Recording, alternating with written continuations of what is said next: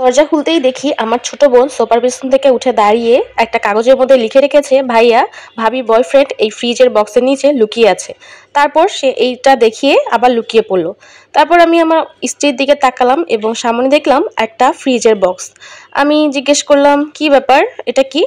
তখন হতভম্বী আমার স্ত্রী বলে উঠলো, কি ব্যাপার, তুমি এত তাড়াতাড়ি চলে আসলে? আমি বললাম যে আসলাম, শরীরটা ভালো লাগছিল না তো এই জন্য চলে আসলাম। তুমি আগে বলো এই ফ্রিজটার প্যাকেটটা এখানে কি করছে? তুমি কি নতুন ফ্রিজ কিনেছো নাকি? তখন আমার স্ত্রী বলে উঠলো, আরে না, তোমার কি মনে নাই আমাদের আগের ফ্রিজটারই এই কার্টুনটা। আমার এই একটা কাজ আছে তো তাই এখানে রেখেছি। কাজ আছে তোমার এই কার্টুন দিয়ে? দেখি তো এই কার্টুনের ভিতরে কিছু মনে হয় আছে মনে হচ্ছে। তখন আমার স্ত্রী হকচকিয়ে উঠে বললো, আরে না না, এখানে কিছু নেই, তোমাকে কিছু দেখতে হবে না, যাও যাও, তুমি তাড়াতাড়ি এসেছো, তোমার শরীর ভালো না, তুমি তাড়াতাড়ি ফ্রেশ হয়ে নাও, আমি তোমাকে খাবার দিচ্ছি। আমি বললাম, আচ্ছা হব, আমি ফ্রেশ হব, খাবো, তার আগে দেখি না এখানে কি আছে। আমার স্ত্রী কোনো মতেই আমাকে ফ্রিজের কার্টুনটার কাছে যেতেই দিচ্ছে না এবং দেখতেই দিচ্ছে না। এজন্য আমার সন্দেহটা আরো জোরালো হলো। আমি ভাবলাম যে না, আমি দেখবই এই ফ্রিজের নিচে, এই বক্সটার নিচে কি আছে।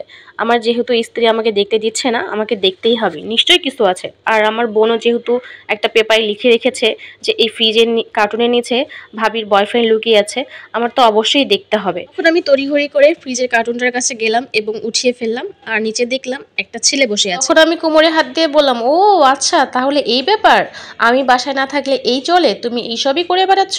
তখন আমার স্ত্রী বলে উঠলো, আরে তোমার মনে নাই, ও তো ওই যে আমার বন্ধুটা, তোমার মনে নাই আমাদের বিয়েতে রোস্ট চুরি করে খেয়েছিল, পরে ধরা পড়লো। আমার স্ত্রী যে আমাকে উল্টাপাল্টা বোঝানোর চেষ্টা করতেছে আমি তার মুখ দেখেই বুঝতে পেরেছি। তখন একটা ধমকিয়ে বললাম, থামো, তোমার অভিনয় বন্ধ করো, আমি জানি তুমি কি করো। আমি যখন বাসায় থাকি না, তুমি তোমার এই বয়ফ্রেন্ডকে নিয়ে আসো, নিয়ে এসে তুমি অনেক কিছুই করো। নীলা এইদিকে উঠে আয়।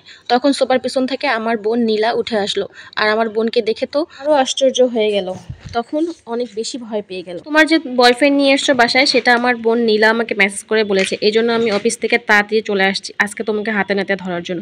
এর আগেও অনেক কিছু শুনেছি কিন্তু আমি বিশ্বাস করিনি, নিজের চোখে দেখবো বলে। আমার বউয়ের বয়ফ্রেন্ড পাশে থেকে বলে উঠলো, আরে ভাইয়া না না, আপনি যেটা ভাবছেন সেটা না, আসলে আমরা বন্ধু, আমাদের মধ্যে তেমন কিছু নাই, অনেকদিন থেকে দেখা সাক্ষাৎ নাই তো, আর আমি পাশ দিয়ে যাচ্ছিলাম, এই জন্য ভাবলাম যে ওর সাথে দেখা করে যায়। এটা বলতে বলতে আস্তে আস্তে সে দরজার কাছে চলে গেল। কাছে গিয়ে সে পিছনে তার হাত দিয়ে দরজার লকটা খুললো এবং দরজাটা খুলেই সে দৌড়ে পালিয়ে গেল। এটা দেখে তো আমি আর আমার বোন খুবই হাসতে শুরু করলাম এবং আমি আমার বউকে বললাম, এইটা হলো তোমার লাভার, এই তোমাকে ভালোবাসে যে বিপদের মধ্যেও তোমাকে ছেড়ে চলে যায়? শোনো, তোমার সাথে আমি সংসার করব না, তোমাকে আমি ডিভোর্স দিয়ে দিব, আর আমি একটু পরে তোমাকে ডিভোর্স লেটারটা পাঠিয়ে দিচ্ছি। চুপচাপ বাসা থেকে বের হয়ে যাওয়া, একটা কথা বলবা না। তোমার মতো মেয়ের আমি মুখও দেখতে চাই না, আর সংসার তো দূরের কথা। এই বলে আমি এবং আমার বোন সেখান থেকে চলে গেলাম, আর আমার স্ত্রী কাঁদতে লাগলো। আমাদের সমাজে এরকম অনেক কাহিনী আছে যারা পরকীয়ার কারণে সুখের সংসারটা ভেঙে চুরমার হয়ে যায়।